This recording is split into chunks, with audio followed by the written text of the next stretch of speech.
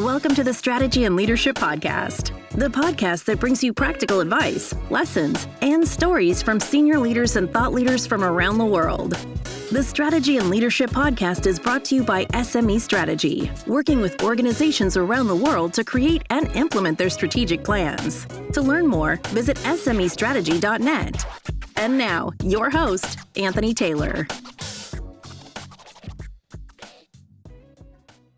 Hey there, folks. Welcome to today's episode of the Strategy and Leadership Podcast. If you are watching this, you will see that I am joined by two amazing guests today versus one. And I have to say, their pedigree, their experience, just who they are as people, I'm so excited to share. I'm going to read a somewhat longer introduction than normal, and that's because they need a longer introduction. So Grace Puma is the former executive vice president and COO at PepsiCo. Before that, she held senior positions with United Airlines, Kraft Foods, Motorola, and Gillette. She has been ranked on one of the most powerful Latina lists by Forbes magazine and recognized as Executive of the Year. Whew, that's phenomenal. And Christiana Smith, she is the former president of Nike's consumer direct division, where she led the company's global retail and e-commerce businesses. Before that, she was a senior partner at McKinsey & Co. And currently the head of Lovejoy Advisors, which I don't know if that is still relevant given that timeline, but we'll check on that.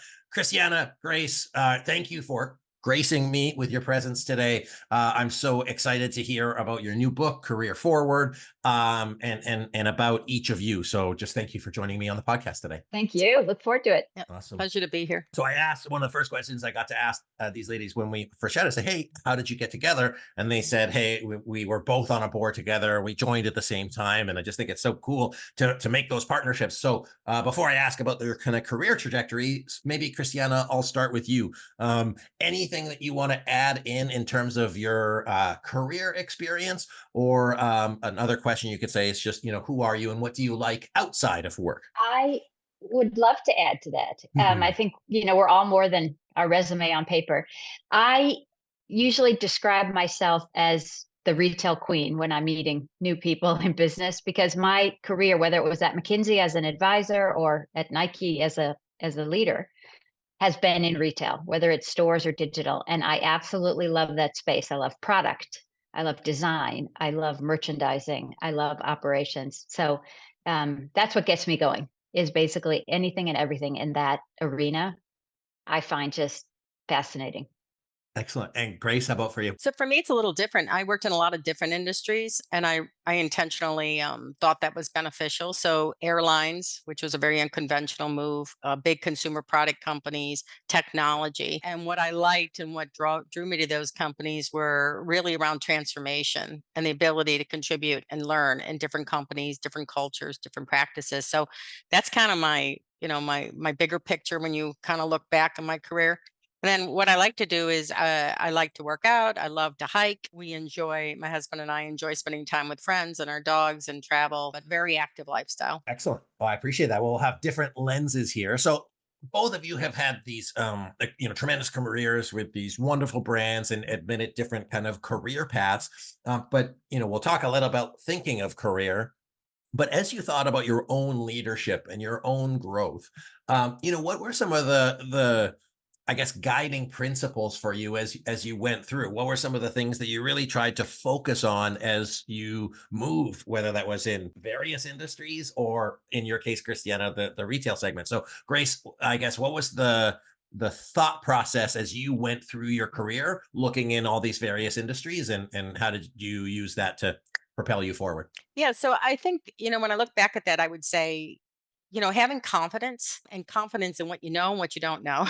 So as you moved into different companies or into different roles, whether you change companies or not, really knowing that you were going to figure out and apply your learning agility, you were going to rely and collaborate with others, and you were going to figure it out and be able to make a difference and differentiate yourself. So, the confidence with humility to say, I know I don't know everything, or I'm in a large role I hadn't done before, but being thoughtful about how to cultivate those skills. I think that's really what comes to mind. Awesome. And Christiana, what guided you as you were growing in your career here? Well, what guided me is actually like Grace, something that we want to encourage others to have, which is basically an overall sense of direction for where I was trying to go in my career. We call it cardinal direction. You could call it your North Star, call it whatever. And for me, that was a combination of solving tough problems, because I always, was that person that wanted to put the puzzle together, that wanted to break things apart and figure out how they work, that wanted to figure out a better way to do it. So it was solving tough problems in a business context, and then working with great people, and actually being able to make decisions in rooms that mattered. If you look back at my career, you'd say, what does management consulting and running stores and digital commerce have to do with each other? You will find those golden threads through both.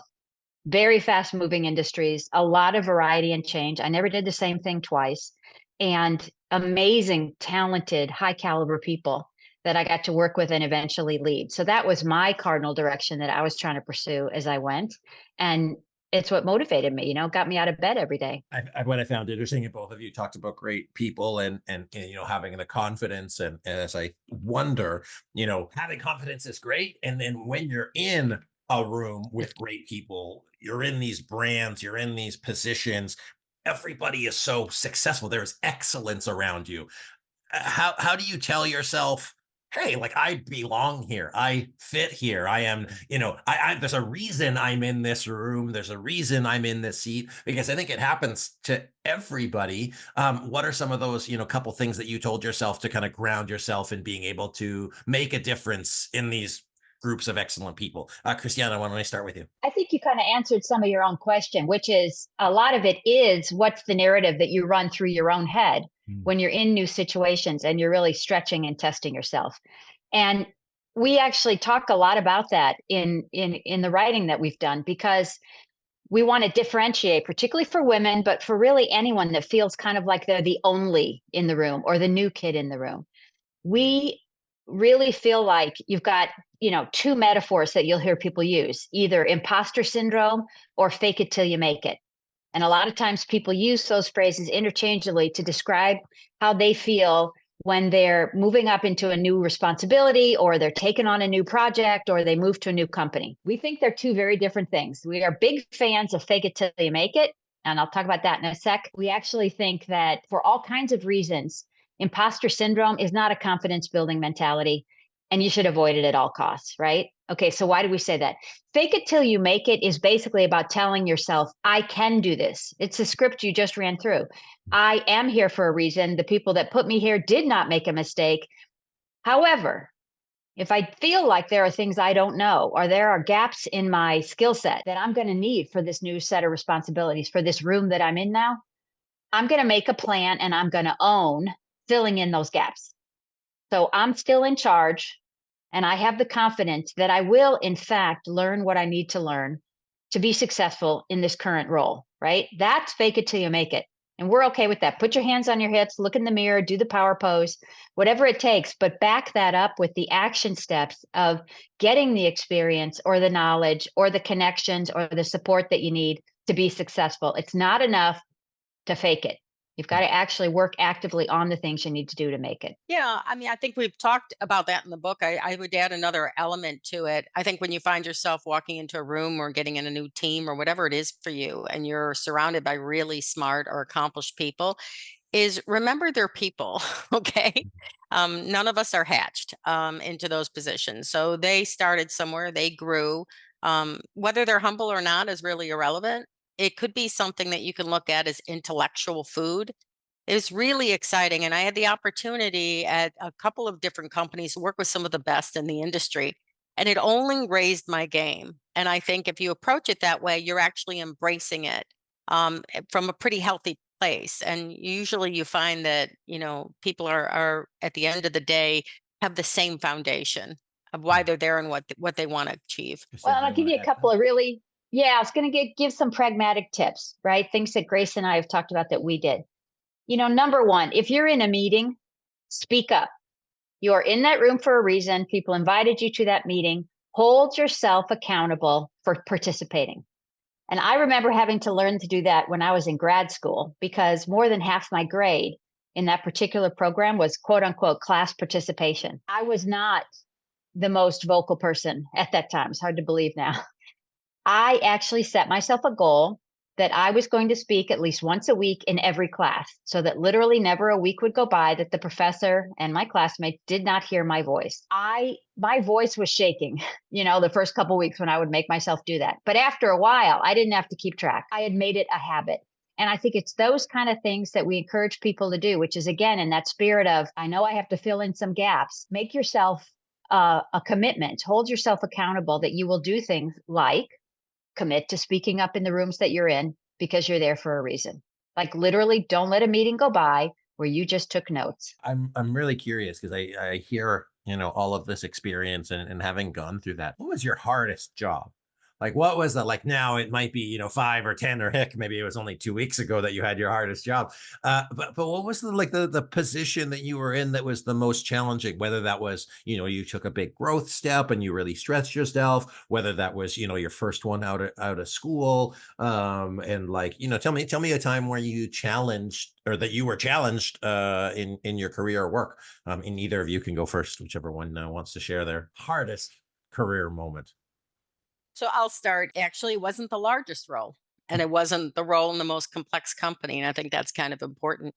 It was when I joined an airline, and everyone thought I was crazy because I left a food company and joined an airline. But I did so to become the chief procurement officer. And I intentionally knew that the CEO who was appointed at that time wanted to transform it, run it like a business, and ultimately led to a merger. Why it was the hardest job is because after about a number of months there, just finishing transforming the function, we hit the financial crisis. And if you know what happened in the financial crisis, it was pretty critical to airlines. So I was really fearful that we were going to go out of business. Matter of fact, in the book, I talk about how I turned to my boss, who was the chief operating officer at the time, and I said to him, "Our stock's getting down to the price of a latte," and it was something that was, jarring because it was really hard because we had such a great leadership team and we had a great CEO and a great leader, and we were all highly committed to transitioning the company and transforming the company. So it took a lot of hours and a lot of work, and it was one of the best experiences I had. But when I look back, it was also one of the hardest ones, and it was probably one of the riskiest positions I had put myself into. And there was tremendous growth from it. It sounds like you took away a lot of resilience, even confidence in yourself being there, and also even an importance of being like, hey, I need to feel like the folks that I'm in the proverbial trenches with, like that I can get through that. I would only imagine those were some of the takeaways. Absolutely. Yeah. Absolutely. Awesome. Christiana, how about for you? Toughest job, Yeah, toughest work scenario. I would say the toughest work scenario for me was when I came back from maternity leave. I was at McKinsey and Company. I'd been promoted while I was pregnant to being an associate principal, which is basically the step before you make partner and you actually own equity. And so that's a very big step. It's like making tenure as a professor. So I came back into that role. It wasn't like I was doing it before, I went on leave, and I had a baby. So the expectations in terms of client development and team leadership and, time at the office, were significantly higher. And yet I now had a very real commitment that was extremely important to me that I had to also make time for at home, which I hadn't really expected or understood until it happened. And that is probably a pretty universal experience because Grace and I have looked at the data, and one of the biggest choke points in the progression of women during their careers to senior management is around the time of moving up to that first managerial position and when they're forming a family. And so I literally am, the poster child for what happened. I felt like I was letting my family down and Is my it company down. 2 points or when those points intersect, just so I can When get those clear? when those points intersect, Okay, got it. because it tends to be around the same time. You've been working, 6 to 10 years. You're in your late 20s, early 30s, even mid 30s. You decide it's time to have a kid. This is particularly for women. It's notable if you look at pipeline. And we studied our pipeline at McKinsey because we weren't getting enough women to partner. So I know it from there. We studied the pipeline at Nike. It's the same everywhere. The trick is, how do you keep women and help get them through, what McKinsey actually has labeled that the glass rung or the broken rung on the ladder, because like so many women just literally fall off the career ladder at that moment. So that was me. And what kept me at McKinsey was actually having partners and colleagues who, when I went in to quit, like it was so hard that even though I had spent 5 years at that firm already and was in the window for partnership, I was going to walk away. And they wouldn't let me. They told me that I had to figure out what it would take to stay and then come back and see if we could work that out. That made all the difference. I ended up staying at McKinsey another 13 years after that, right? I had a full 24 years there. And so that's why I tell that story, so that women and men listening can say, hey, you may get to that fork. We talk about forks in the road. You may get to that fork in the road, but don't just blindly assume that you don't have options, and don't wait to explore what those options would have to be for you to be able to stay and be successful. You may not get it, in which case you already decided to go, you go. But if you can stay, it's great for your employer and it's great for you. It sounds like that's really a testament to the leadership within McKinsey, and your own figure outness to be able to work through that, because, it isn't always obvious. And I think that it kind of sounds like, in these, career and life intersections, that the path isn't always clear. How have you, respectfully, I guess, or individually, I'll have to figure out what that word is. Yeah, what do you use to guide your own decision making? Because, again, the transitions that you've made, though, I would say calculated, but it's more intentional. Like, it sounds like both of you have been really, really intentional with your career while also managing kind of the family aspects. So how have you thought of your own career, life, personal goals, and yeah, how do you incorporate that into what's most important to you? Well, I want to come back to something you said, and then I'll expand on your question, which is, you said, wow, you must have had strong support at McKinsey and a willingness to, on your side, to try and figure it out. Yes. And the third thing that I think I had, that Grace and I talk about a lot as fundamental to a successful career, is I had a performance track record. At McKinsey, I'd been there 5 years. I had done well. They had promoted me. One of the things that we sometimes skip over in career discussions that we wanted to emphasize is the ticket to career success, the foundation on which all of your plans and hopes and aspirations have to be built, is performance. Commit to that. Commit that you are going to do well at the job you're in, because that turns out to pave the way for people to invest in you, for you to build what we call professional equity, for you to establish a track record of performance, for you to build your name inside or outside your company, right? And that's where you can then apply the intentionality, right? But first you got to say, and it shouldn't be controversial, but I can tell you sometimes people have conversations about whether you should do just enough to get by every day at work, or whether you actually want to push yourself to perform. We're on the push yourself to perform. And the reason is because we think you build currency, frankly, that you can then trade in to do things like get flexibility at work. Why? Because they're willing to accommodate you, so that, like me and McKinsey, you stay.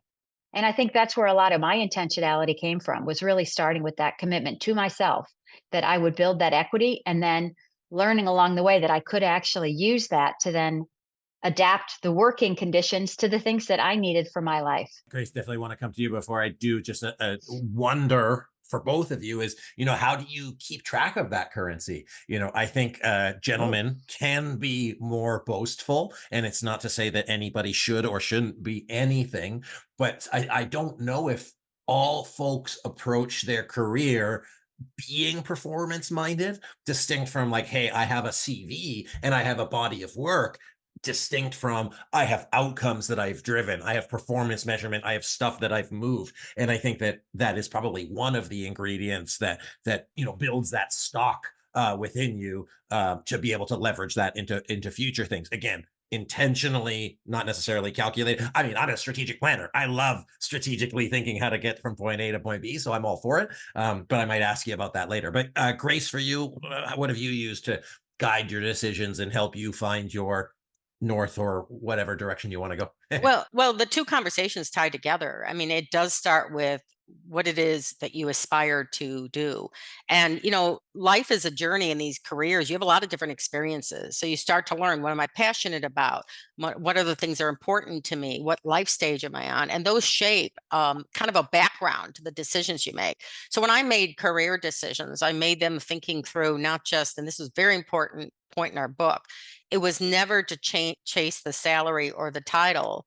It was always to look at 3 steps ahead. What can I learn from this job? is there runway for me to progress? Can I contribute and establish differentiation and contribution?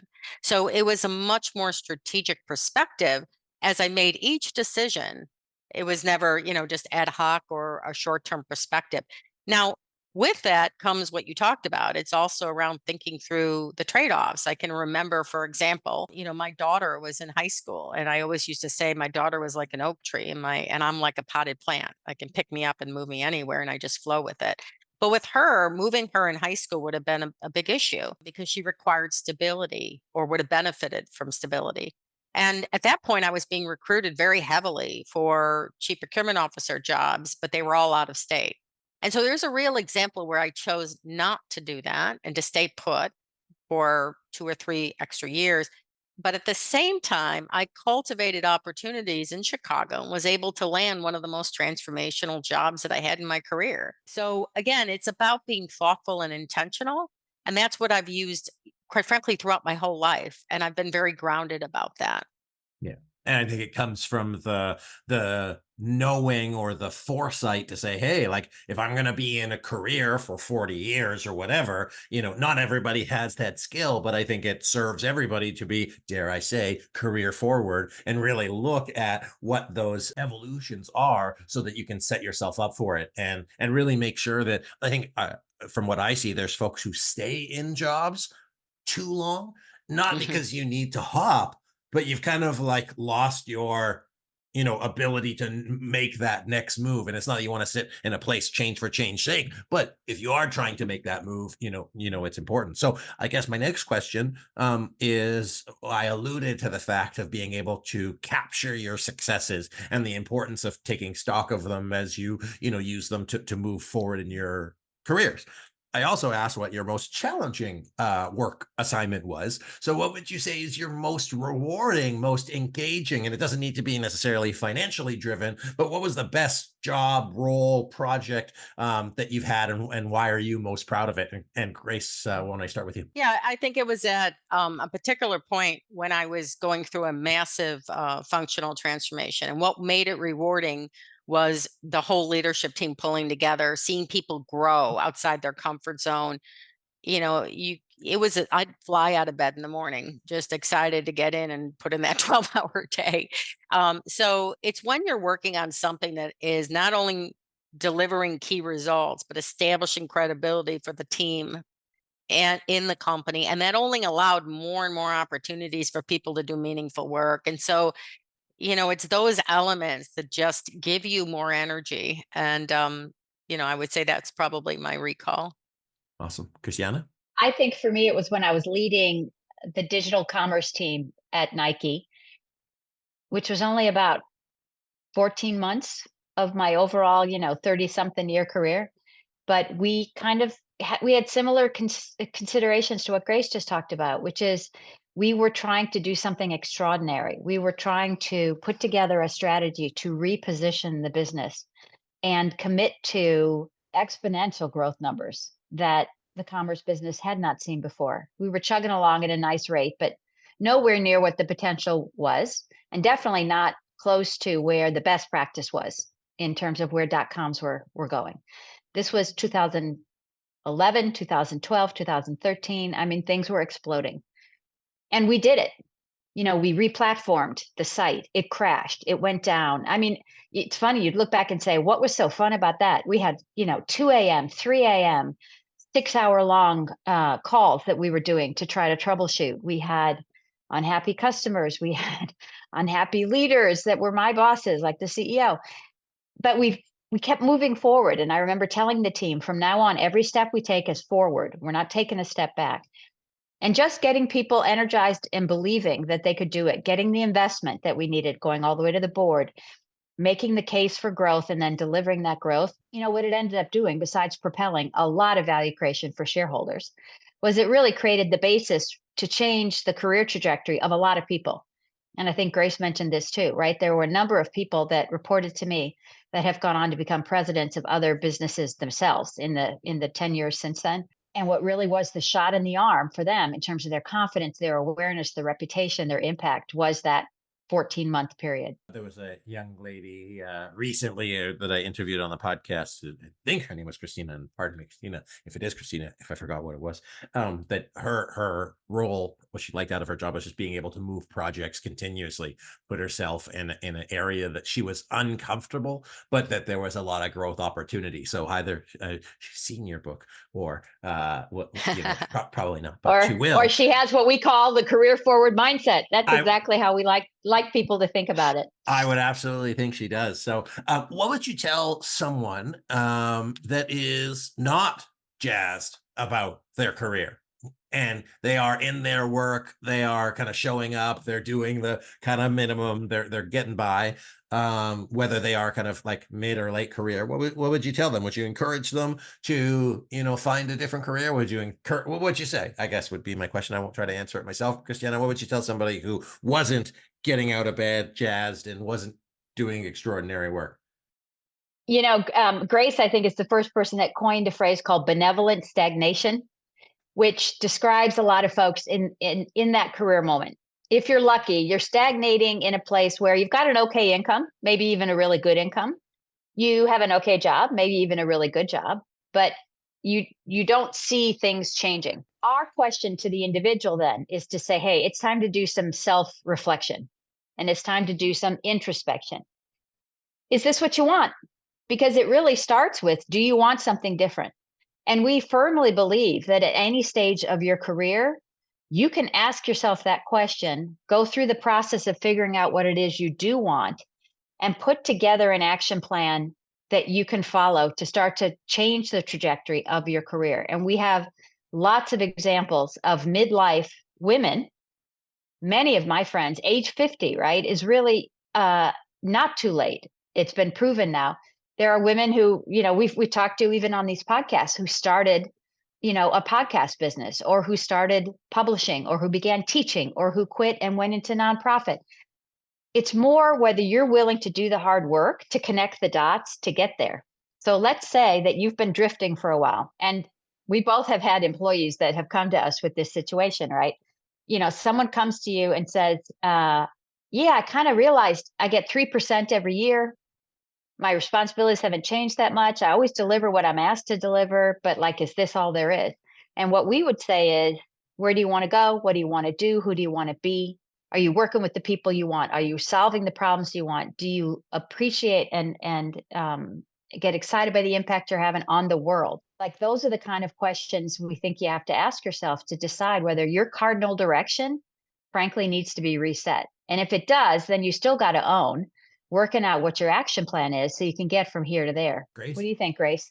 Yeah, I think that was a great answer. I would add a couple more variables to it. I mean, definitely Christiana laid out how we've been talking to people about this, and that self-reflection and then that movement to action is really important. And one of the things we talk about in the book is that you're in the driver's seat of your career. It doesn't happen to you. Okay. It's not your boss. It's not your company you're working for. It's not the economy. It's you. And therefore, with that comes some perspective. First of all, I would say, if you philosophically, everyone has certain talents, and if you believe that you have certain talents, how do you use those fully during your lifetime to do work that's meaningful and productive? And if you're in a situation where you've assessed that you're not making contributions, then you should take a step back and think about those talents and think about how you can use the totality of who you are to continue to progress a career and ultimately all the good things that come with that. I was just going to make it real again, because you were asking us to share stories so people know that this isn't just theory, right? Grace and I put these nuggets together based on our own learning. And for me, I wouldn't say I got to a place of benevolent stagnation per se, but I definitely got into a place where things were getting almost too easy for me after I'd been at McKinsey 24 years. I'd been a senior partner for 10 years, and you don't stagnate, as a senior partner, because you're constantly bringing in new clients, you're constantly solving new problems, business conditions are always changing. But 10 years of being a senior partner still means 10 years of doing a lot of the same things. And that is actually when I ended up retiring from McKinsey and going to Nike. And I was 51. And I remember my McKinsey colleagues said, no, when you retire from McKinsey, you're supposed to go buy a vineyard. Like for whatever reason, that was the thing. Everybody, brews their own beer or makes their own wine or grows their own olives. I don't know. And you definitely don't just jump into some senior operating role. But Nike had been my client for 10 years.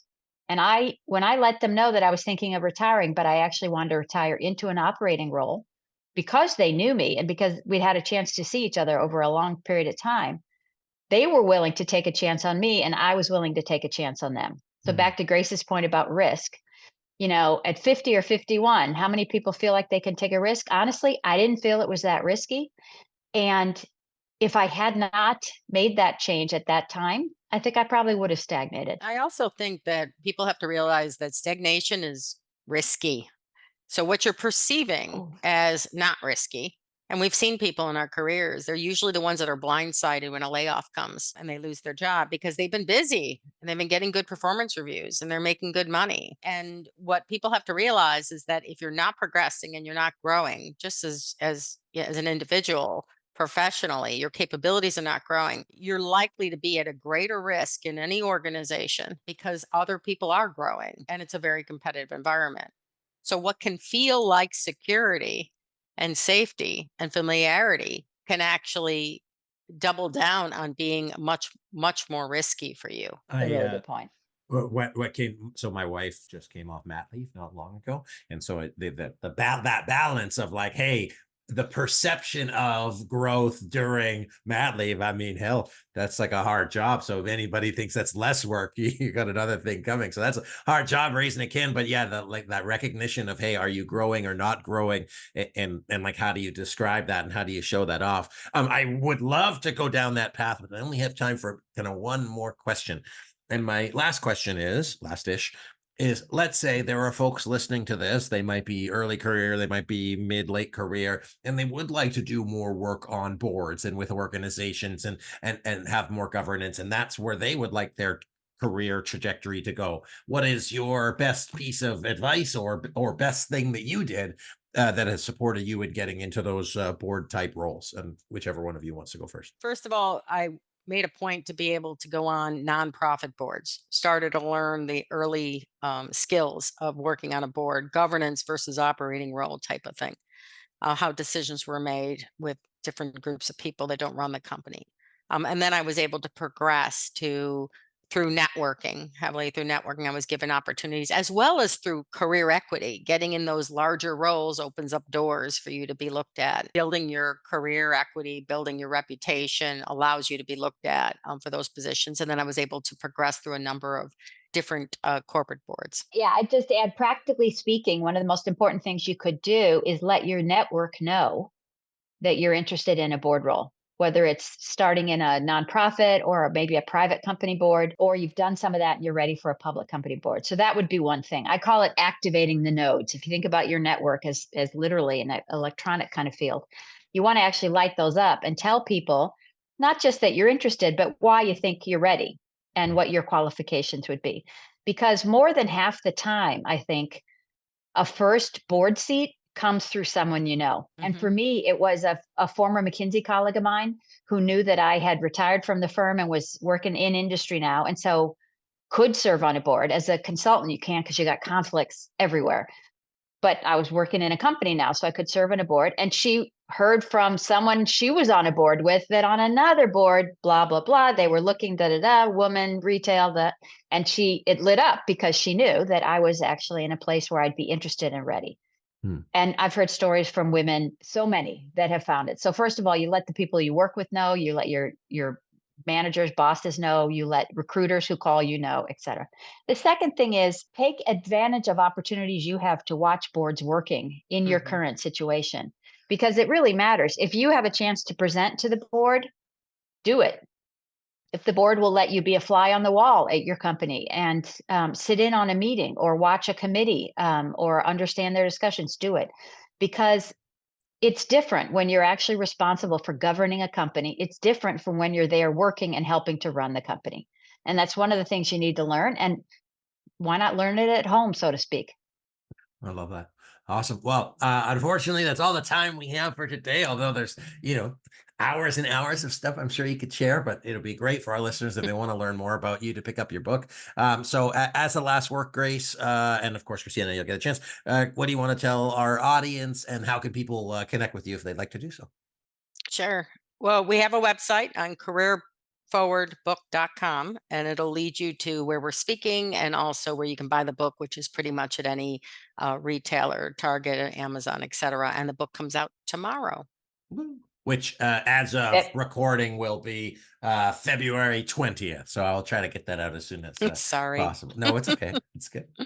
Christiana, where can people get a hold of you? Yep, they can find me on LinkedIn under Christiana Smith She, at the website careerforwardbook.com, as Grace said. And then we are, publishing articles and looking at, particularly at women's leadership conferences all over the US. And we post that schedule on careerforwardbook.com. We'd love to have a chance to meet people in person and hear what they think about our advice. Awesome. I appreciate it. Thank you both so much for being on the show today. It was a pleasure chatting with you and a lot to reflect on for myself. So thank you so much for being here. Thank you. Enjoyed it. Absolutely. Folks, my guest today, Grace Puma and Christiana Smith She. One of the things that I think about, of course, looking at your career, looking at your job, looking at your work, and looking at that forward trajectory, being clear on where you want to go, recognizing that every step of the way is designed there for you. It might go great. It might go terrible at the time, but there's always something to learn from. And then also recognizing, like, investing in yourself. That means investing in yourself to be able to support your future places, but invest in yourself and the people around you supporting you getting there. You have a lot of equity in you, so build up your equity both in terms of your network or your nodes, but also being recognizant of all of the great work that you've done and not being sheepish about sharing that, because who knows where it'll take you. It could take you to your next career, even at 50 something. So folks, thank you for being here again. Christiana, thank you. Grace, thank you. It's been such a pleasure. Good luck on the book. Good luck with everything. Folks, thank you for listening. I appreciate you, and I'll see you next time.